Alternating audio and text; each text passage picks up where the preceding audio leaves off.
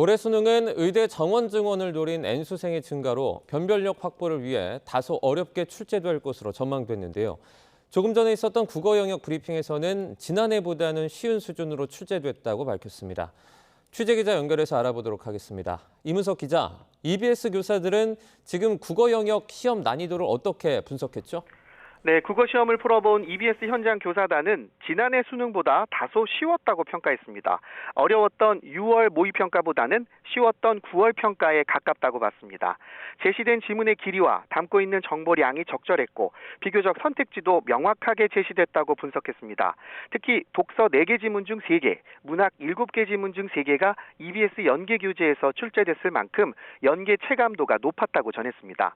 또한 지문 외 배경 지식이나 과도한 추론 없이 제시된 정보로만 정답을 판단할 수 있어서 시간 부족 현상이 줄었을 거로 추정했습니다. 종합적으로 보면 작년 수능보다 쉬운 적정 난이도 문제를 안배했고 50% 이상을 EBS 교재와 연계했다는 점에서 교과서와 함께 수능을 준비한 학생이라면 충분히 대비가 됐을 거라고 판단했습니다. 다만 변별력 확보를 위한 문제들이 적절히 포함되어 있었다며 점수가 9월 모의평가 때보다는 다소 떨어질 수 있을 거로 내다봤습니다.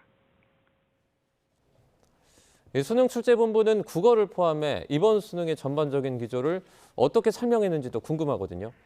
네, 수능 출제위원장인 최중철 동국대 교수는 한마디로 킬러 문항을 배제하고 공교육 내용만으로 변별력을 확보할 수 있게 난이도를 조절했다고 밝혔습니다. 또 이미 수능에 출제됐던 내용이라도 문항의 형태와 발상, 접근 방식을 변화시켜 다시 활용했다고 했습니다. EBS 수능 교재와 강의 연계율은 50% 수준에 맞췄고 영어와 국어만 각각 55.6%, 51.1%로 연계율이 50%를 넘었다고 말했습니다. 더불어 연계 체감도를 높였다고도 강조했는데요.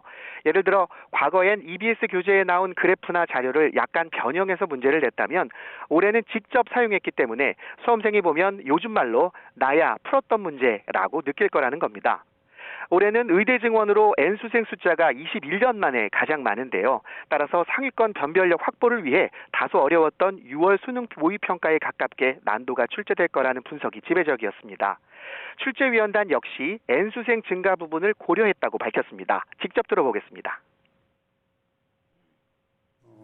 주로 N수생이 비율이겠죠. 이런 것들을 쭉 추정을 해서 그리고 또 N수생과 재학생들 간의 어떤 평균이라든가 이런 데이터들을 면밀히 분석해서 출제위원장은 다만 늘어난 N수생 실력은 알 수 없다고 강조하면서 구체적인 난도에 대한 언급은 피했습니다.